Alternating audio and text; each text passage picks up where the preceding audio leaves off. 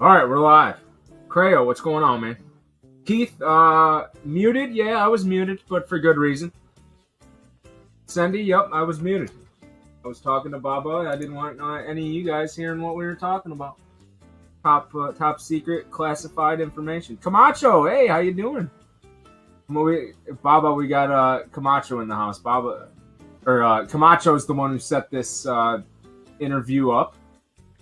This will be my first interview. Are we calling it an interview? Or I mean, we could call it whatever we want. This is the first time I've had a guest on my show, and now I'm calling it a show. All of a sudden, first it was a stream. Now we got a show. Now we got guests. Things are growing. Osiris, is this a date? No, it's definitely not a date. Definitely not a date. But it is a date that should have been on all your calendars, because tonight's topic is one of the most important topics that we can discuss. What happened to the Discord? What happened to Baba's face? I gotta stop doing that. All right, so if I click on this window, this is gonna disappear. I need to figure out how to keep. What do I do here? I might just throw you right above me and say,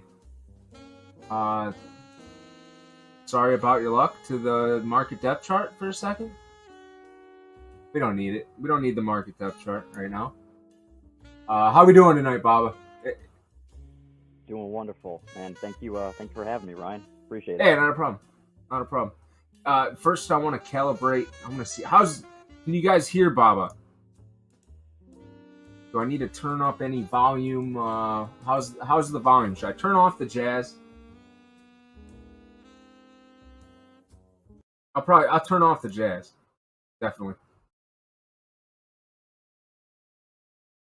Baba, can you we need to hear your voice to see how quiet. He's a little quiet, you said, Camacho? Baba, how about you introduce yourself? My voice? Sure. And we'll go from there. I'm Baba. Yeah, guys, so thank you for having me, Ryan. Thank you. Well, I'll just keep talking so you can get a gut check on the audio, but thank you for having me on. I'm thrilled to see a whole bunch of you talking about MegaCryptoPolis and Mega, a topic that is super, super near and dear to my heart and the hearts of many. So thrilled to be able to come to the show, to the stream, I guess, Ryan, whatever you want to call it, and talk about my new favorite topic. Beautiful. One of our favorite topics as well.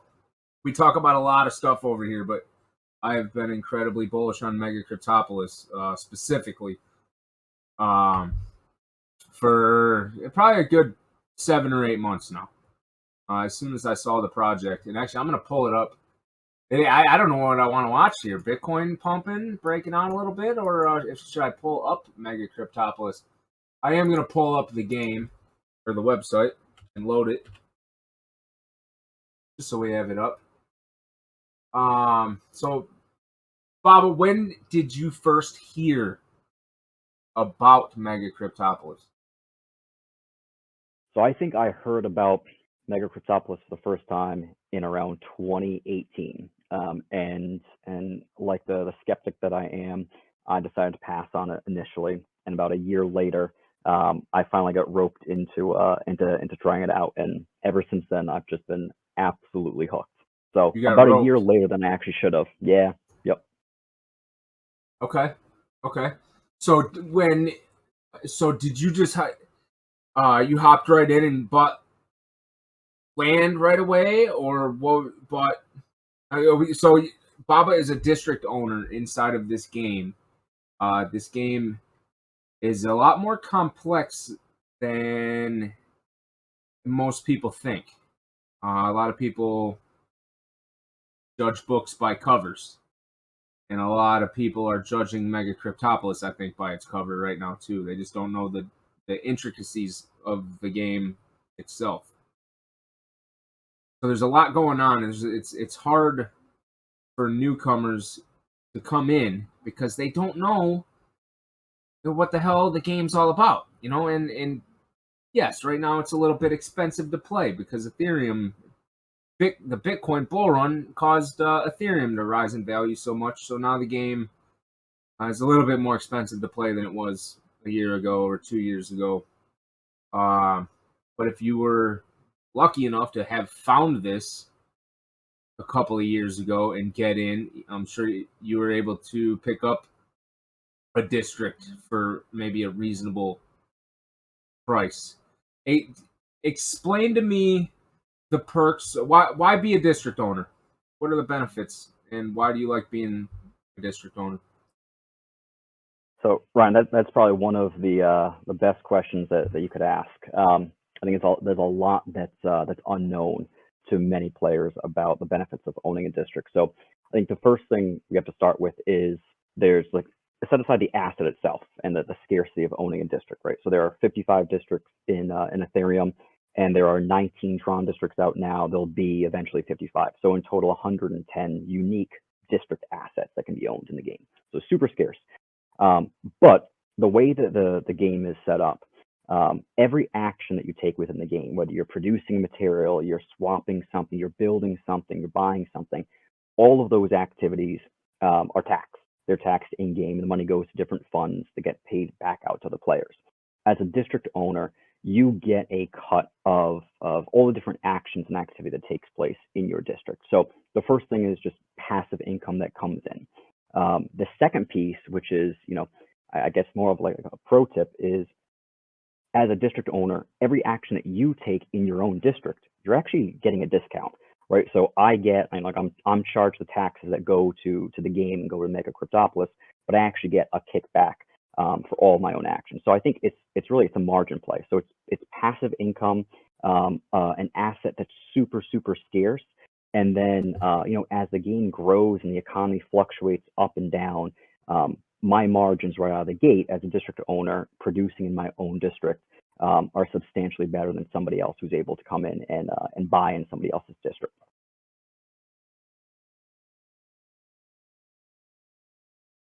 So every one of these, say this was your district on stream. We're on a 6-second delay, so you won't see on stream what I'm talking about for probably 6 or 7 seconds.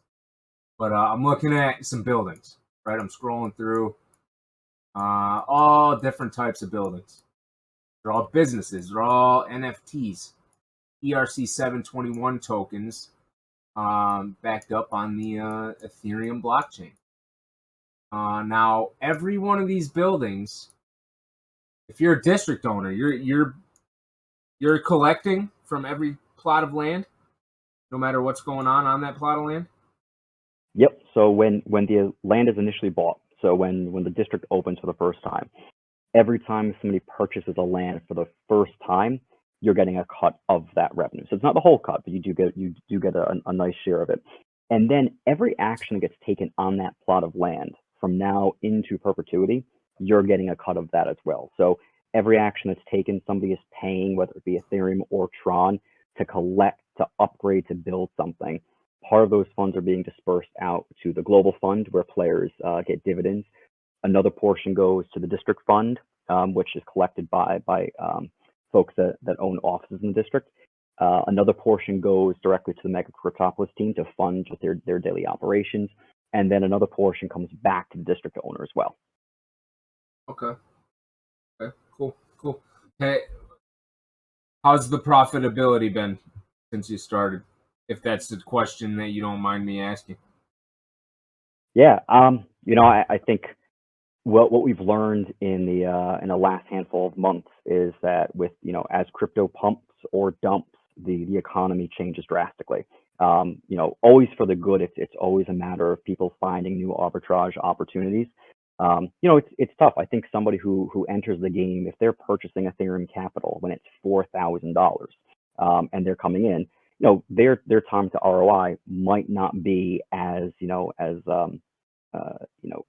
wonderful as somebody who purchases Ethereum at $300-400 and invests in the game. So I think a lot of it depends on what your situation is, what your cost of capital was. But as you see, like when Mega starts to appreciate and grows in a nice, healthy, sustainable manner, all the volume in the game picks up. So for us, I think your profitability is is what you make of it. If you take the time to understand the game and you don't just ape in, grab the first cheapest plot of land or building, you actually take time to understand the mechanics, the economy, talk to other players, ask a lot of questions, and don't make mistakes. I think most in the community would say that the ROI has been very, very healthy and respectable. So it seems like a lot of the in-game business that's going on is similar to how you would do business in real life. Absolutely, yeah, So because we're all producing stuff. We're all producing stuff that we need. And if I don't need it, I know somebody else does. I'm trying to make my building large. I'm trying to build a new building. I need metal. I need steel. I need citizens to operate the building. I'm not going to produce all those things. There are very, very few players in the game that are fully vertically integrated. But large in part, it's a community that is competitively collaborative. We all need each other for something. So it's a really, really cool element of the game. You can absolutely play it as an island, just log in, do your thing, build your empire, collect, and move on. But I think one of the greatest thrills so far has been just getting to know the community and actually with each person I meet, having an opportunity to build something together with them that either benefits them, benefits me, benefits both. That's what's really, really cool about this game. Yeah, I like that too. The collaboration between people to make the market work. The fact that Ethereum ran up so much, is there discussion within the community of like lowering land prices at all, or is that set in stone? Yeah, it's another great question. It's been a topic of debate a lot. I think we're learning as we go, right? So as a Sorry if I'm community, asking too tough of I no, like to no, ask the tough ones. that's a great question. I think there are lots of people who would love for that to happen. There are others that would be completely on the opposite side of the fence. One of the things that I think we've all found that we really appreciate about what the MegaCryptoPolis team has done is they've preserved their guiding principles. They recognize that the game that they first built and the market that surrounded it then has changed. And what we've never seen them do is do anything that's going to undermine the value of the assets that have already been produced, purchased, and stuff like that. So we know, just I guess there's a level of confidence that says, what they're going to do is as the market, evolves, if Ethereum runs up to 10,000, 20,000, if it drops down to $100, what they're not going to do is they're not going to go back and they're going to make changes. They're actually going to create new content and new features that give these assets additional value, additional utilities and use cases. But for sure, like when Ethereum went up to 4,000, you see everybody reacted very, very differently. You saw, a slight slowdown in the number of new players coming in as everybody reacted to, okay, like is this going to 10,000? Is this going to drop? I think we're going through that cycle now that we've seen the market go up and correct. We've now all gone through it. So our reaction the next time Ethereum goes to 4,000 isn't going to necessarily be this shock and awe of, oh my gosh, what's happening? We've been through it, we've seen it. We're not going to be as concerned about bringing money into or out of the game as we might have been, a couple months ago. Right. That's one thing I was thinking about is like, so if Bitcoin re-erects here and starts heading toward to 100,000 eventually, which is looking quite possible within a span of a dog's lifetime, hell, a year, 2 years, maybe 6 months. That's going to pull the value of Ethereum up incredibly as well. So that's one thing that I've been thinking about is there going to have to be a discussion between all the people in MegaCryptoPolis about will that hinder new players from coming into the game because it will inflate the land prices so much and it affects the economy, the in-game economy at a rate where it's like craziness, mayhem. No one knows what to do. Everyone's arguing.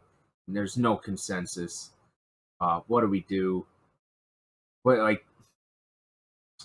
there's probably no easy answer if that happens. But there's a lot of rich people out there.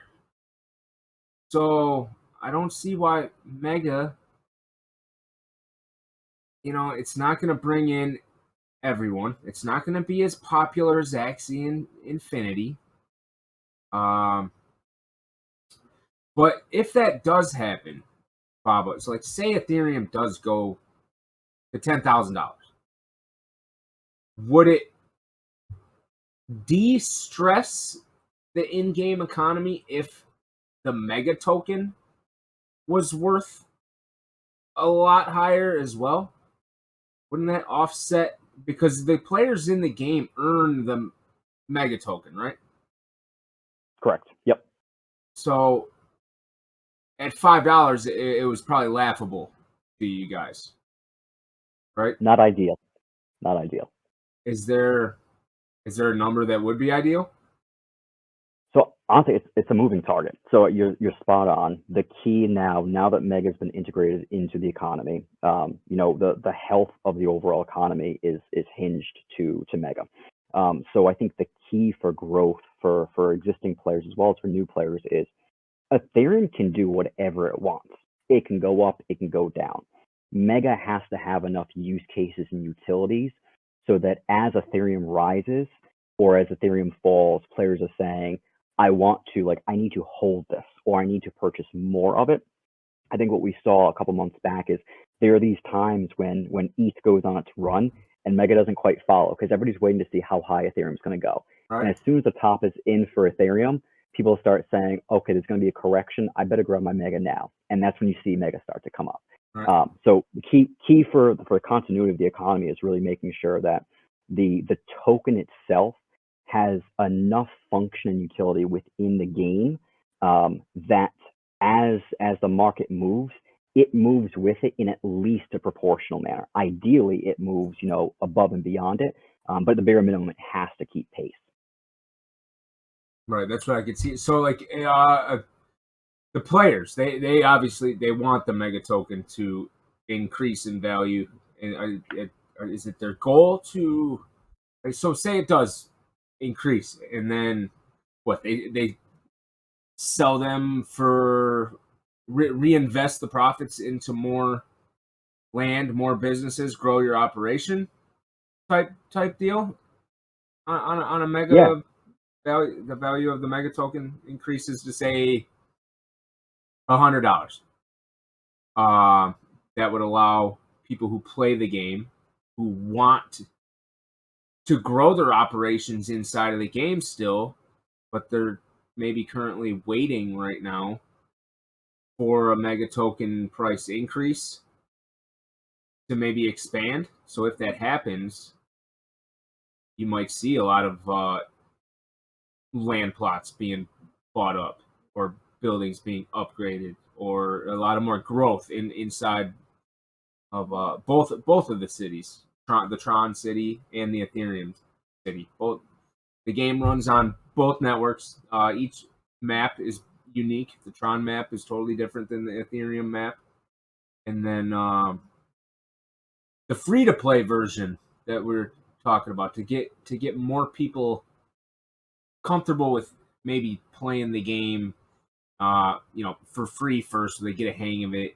They learn the strategy because it's very complex. If you want to do it properly, there'll be a free to play version coming out eventually, right? And that, will you think that'll be a totally different map too?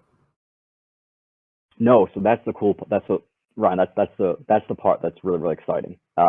So the great thing is they're not building a new map. It's not this third world now that's being introduced and distracting people from the legacy maps of Ethereum and Tron.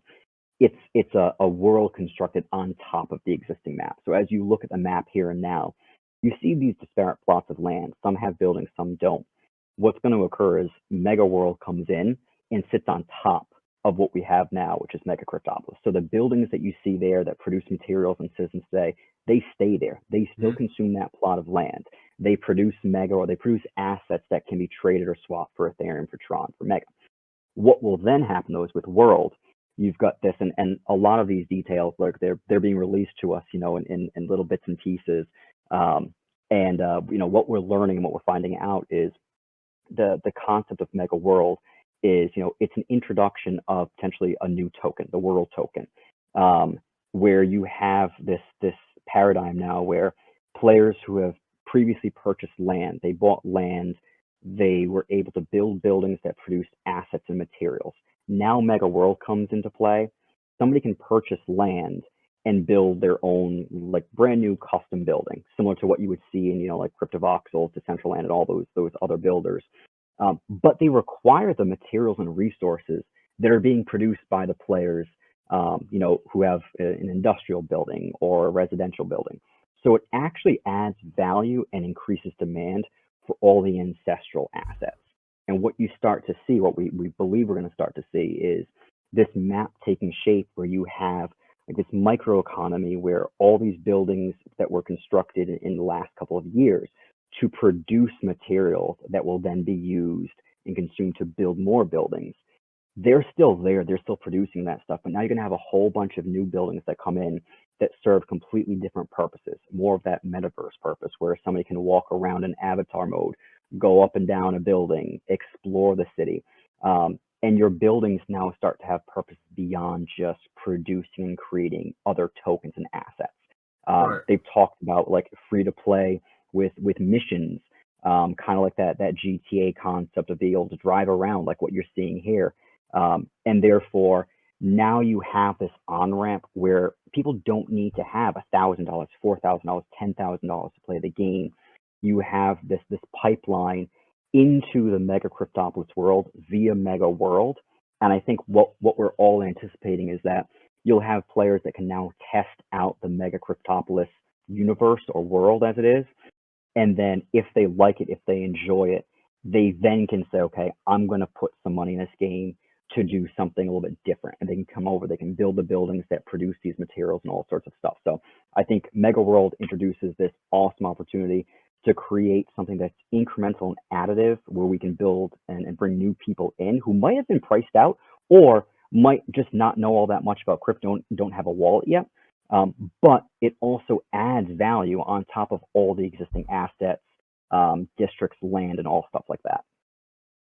Okay. Cool. So it kind of sounds like the free to play version is it's gonna like add homeless people to the city Kind of. because so basically Yeah. the free to play version, the world will be there. All the people who have already invested in the land and in the buildings, it'll be there. But the free to play version will allow you to roam the city on your own with no money in your pocket. You're just a tourist basically, and Yep. you can play from there. So like when they open up the interiors, right? And the custom buildings, correct? I'm not sure what Yep. exactly when those are I think arriving. that's what we're calling them now. Actually, MCB, if you're watching this, it's July 26th, and you owe us an update in the next 4 days. So we are supposed to learn more about custom buildings, missions, and all that stuff within the next week or so. But for right now, all we know is they're custom buildings that have virtually unlimited variations in design, that can then be constructed on top of the existing plots of land. And to your point, you will have people who say, you know what, no, I don't want to buy land. I just want to explore, and they can wander around. Hypothetically, you can purchase land or you can rent land, and you can, with materials that you gather in free to play, like cloth or whatever you can craft, you can make a tent. So there's supposed to be this world of you've got all these assets and materials that have previously existed, the materials that people are creating now, producing to unlock Mega from the vault, that those materials in turn get used to construct the new Mega world, but that there is enough net new and incremental resources and materials out there available and free to play that somebody can still enjoy that experience without having to have to put a whole bunch of money into the game. Play the game the way you want to until you get to a point where you want to put some financial capital in the game to get to build something bigger, nicer, stuff like that. Right. Right. I don't own anything in MegaCryptoPolis yet. I wanted to. I'm waiting for a Mega token price increase to hop in there. Would any reason to buy a plot of land and not do anything with it? Would that be a bad idea? No, I mean, so I think it's speculative, right? Right. I think if you know, I would say like anybody who's listening or watching this right now, if you don't know the game, if you don't have an understanding of what you can do with the land, both here and now, as well as hypothetically what we believe we're going to be able to do with the land as World comes out, I would caution that just blindly purchasing stuff is what's going to give you a really, really sour taste in your mouth with any game, not just MCP. I And think any Ryan, NFTs out there too. anything, absolutely, right?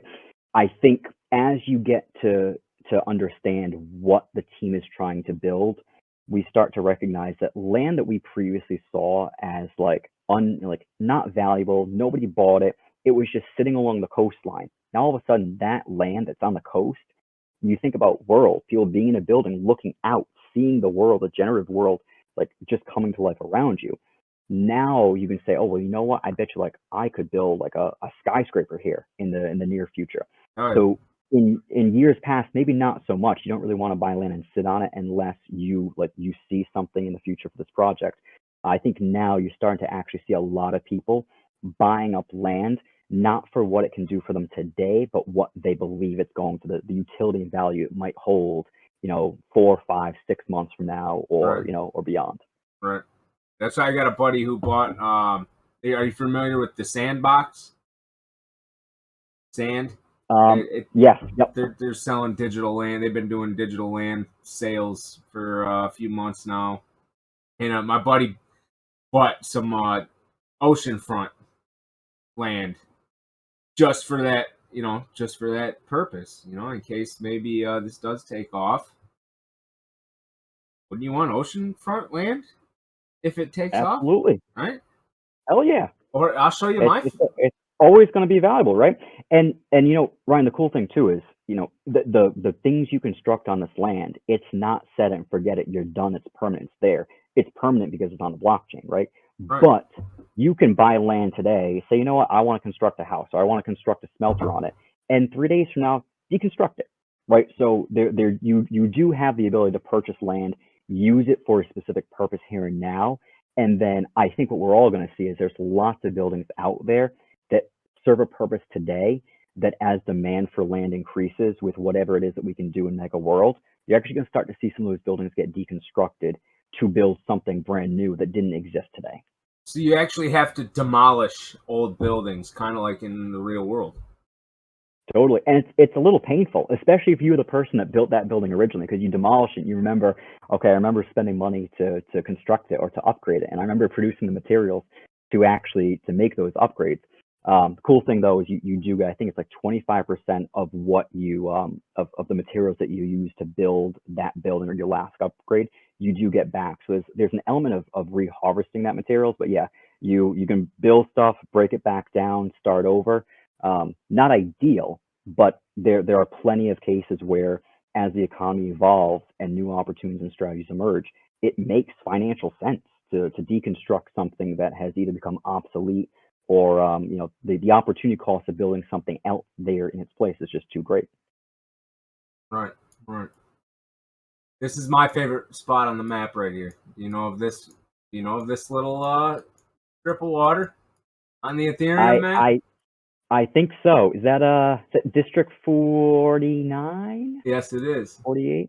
Yeah. See, Ryan, that right there is just an example of borderline useless information that should not be consuming my head. But yes, that's Steve G's district. He's done a phenomenal job. He's got a great layout there in 48 and 49. Okay, It's so you beautiful. know the district owner of this. I'm wondering why the plots of land along this water strip aren't bought up yet. This is We'll see. I've been eyeing this for a while, and particularly maybe these ones down here at the end, at the head of the table, or hell, there's a lot of plots. These 4 right here. Oh, it looks like someone bought one. 3 more right here. Waterfront, right? it goes back to the ocean front. Well, this is the only Yeah, little section on the whole map with a water feature. So why buy land out in BFE when you can have you could have a dock with a jet ski right in front of your house. Take a little jet ski trip out in a little water pond, whatever you want to call it. You don't want to be landlocked in the middle of nowhere in some other district owner's district. You want to be in Baba's district where you can have fun. You know, preferably. Yeah. what district do you own it on Ethereum?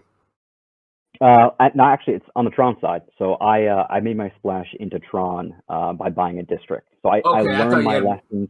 one of each. Yeah, I learned my lessons enough on the Ethereum world to realize that district ownership it was more than just owning the district. There's obviously margin synergies there as well, and more than anything else, like I think as myself and Bitcoin Bowler embark on trying to bring MCPHQ to life, like as a resource for onboarding players and just generating awareness for the game, our blind spot was Tron. We came up in the Ethereum map. We knew all the Ethereum players. We didn't have that same feel for the Tron community.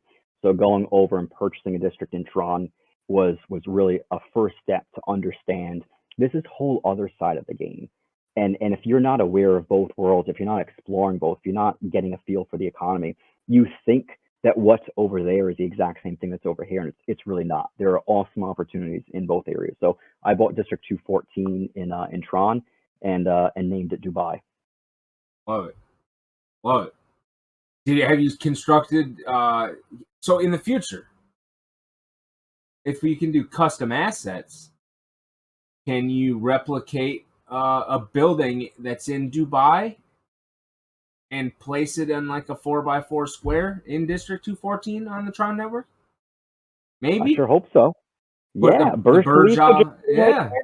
Absolutely, All right. Interesting. absolutely. So that would be a There, possibility, like say 4 years down the line, maybe. Or hypothetically, I'm six just months, 8 months. Really what we know is that custom buildings are supposed to deploy with Mega World. And Mega World, we've been told Q4 2021, maybe Q1. The timeline's still a little hazy, but in theory, it's when World comes online, we open the doors to all of these custom constructions where the only limits are based off the amount of land that you have. So you see, like, most people buy one plot or they buy two plots that are right next to each other. These T-shaped lots and L shapes that really aren't used today, those are supposed to be able to be used in the future for these really, really unique custom buildings. So each district, each owner can actually start to craft this personality for not only their buildings but their districts as well. that would be really cool, and it would really bring like the world, the metaverse to life in a different way because everything would be totally unique everywhere you go. Because it's all user created. You know. Absolutely. Yep. It's a distinct personality. And the cool thing too is, like, if those personalities take on the personalities of the developers or the district owner, it actually allows you to start looking at a plot of land in District 214 in a completely different way than you would, a plot of land in a different district. Where now all of a sudden you might look and say, okay, a plot of land in Baba's district is, 10,000 Tron, but I can buy this other plot in this other district for 1,000. It Maybe there's a value proposition for some of these more expensive premium districts. Maybe there isn't, but now there's this ability for a district owner to infuse their own ideas and personality into the game to develop their district in a way that's much different from other districts. Gotcha. How fast do how fast is this turning into real life Grand Theft Auto? I think there are some players that definitely love watching the world burn and could use for a little chaos where there's cars running around, crashing into buildings.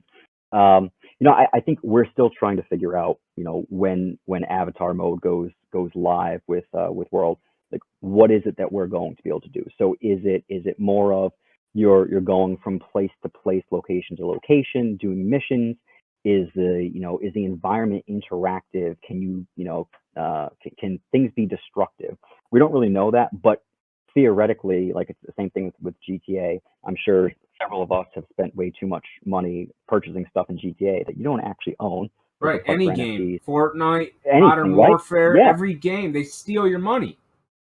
All every Ryan, if I could go back, like RuneScape, if I could turn all the time that I spent playing RuneScape or these other games that I absolutely loved that contributed nothing to my own financial well-being, like this is why I love NFT gaming, because now I can actually say, honey, I'm going downstairs and I'm playing my game, and when all is said and done, while she can make fun of me, and she does, and she's probably watching this right now making fun of me as well, but I can at least say, like, no, this is more than just a game. This is a way to potentially break us free from having to have to work until we're 50, 55, 65, and so on. So I think that's really cool. But I think what we'll hope is similar to GTA and these other games where there's all these craftable assets and materials and items.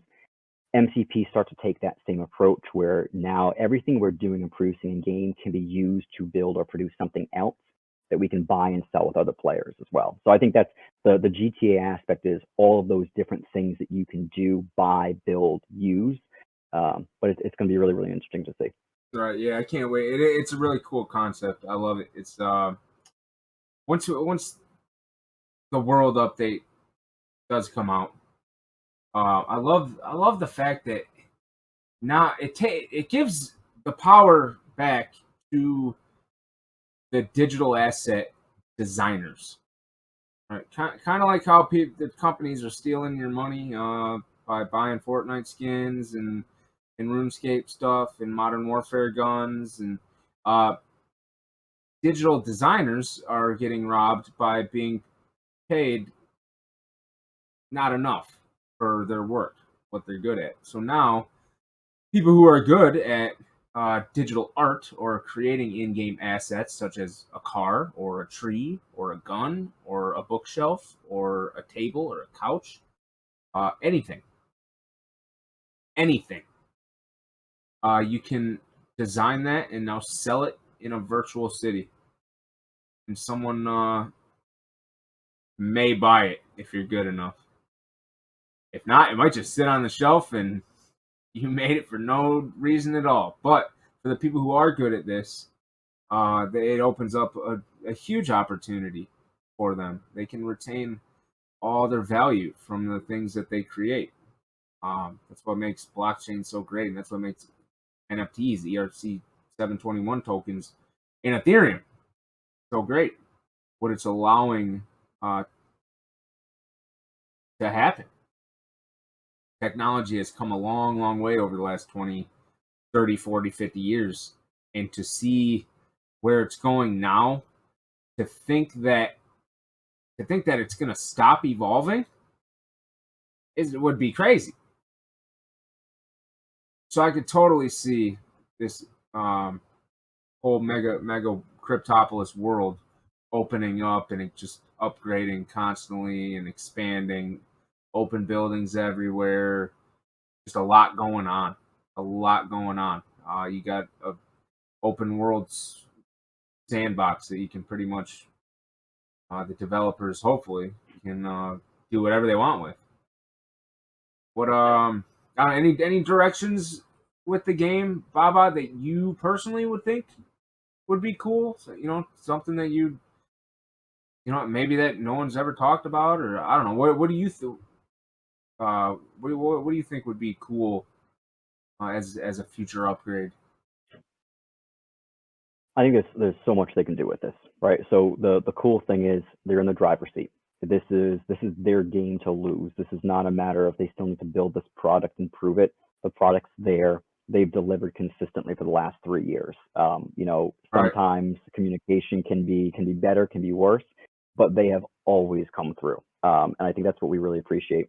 And the direction the game goes, I think it all depends on what kind of an audience we're trying to attract. Who are we trying to be?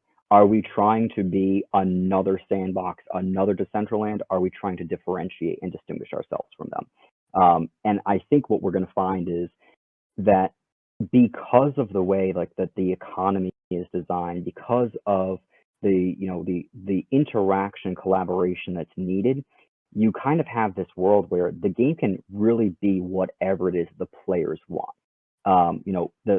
They call it the decentralized city for a reason, and it's decentralized because they want to build what we want to play in. Right. And not like build it so that people will come so they can make more money. Like I think their guiding principles really are: I want to create this thing that's never been created before. I'm going to build the base and the foundation, but we want our players to dictate and determine where we go from here. So one of the upcoming use cases for Mega that's going to be it's going to be rolled out sometime in 2021 is governance. So right now the use case for Mega, it's there are certain things you can do with it, but there's a whole bunch of new use cases that are going to be coming out for this token. More reasons for players to want it and to hold it.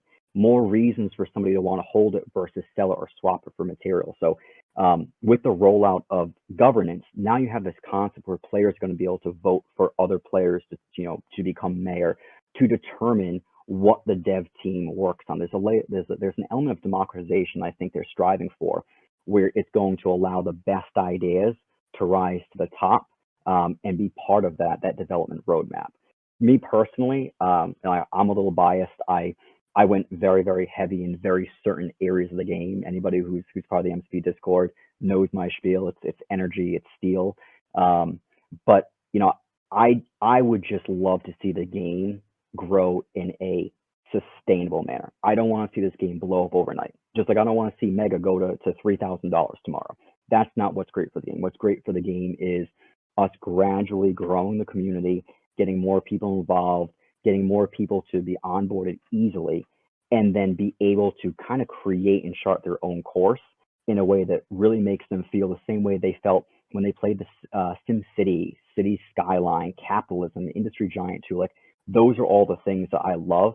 I'd love to see MCP become the best of each of those games. The things that kept us playing those games for days and hours and nights on end, integrate that into the game, because those are things that we all loved. There's there's that feeling of nostalgia of firing those games up and playing them, and now we get to play them and make some money. That's incredible. So you don't have to reinvent the wheel. Just figure out how do you bring your community along, grow the game in a sustainable and responsible manner. And we talked about this a little bit earlier too. I think there are tons and tons of great ideas, and I'd love to see the game progress and evolve the way the players want it to progress and evolve. But by the same token, too, when all is said and done, the game needs to appeal to a very large audience. Otherwise, it's just a couple thousand of us having and trading with each other. We want this to be something much more. We want it to be an open world where there's a social element. So I don't know, man. I'm excited no matter where the game goes. I'm riding this to the top or to the bottom, wherever it goes. Same. But there's so much they can do with it. It's thrilling to watch. Yeah, it's been a pretty exciting road so far. Definitely. I like a lot of other projects like this too. Like just the whole metaverse idea, blockchain metaverse idea, where you can own the stuff in the game. All the plots of land, you own the plots of land. There's no well, there is some public areas that's unaccessible as of right now, but maybe those are for future plans. Maybe have bring a logging company in, clear out the Amazon real quick, and build a couple nuclear power plants in there or something. That's what humans seem to do nowadays. I love the metaverse. Yeah, right. I love the metaverse concept. I think it's going to explode. It's one of the coolest things I've seen, or one of the coolest possibilities that could be brought to life. That I want to be brought to life, or metaverses, like a Ready Player One type experience almost.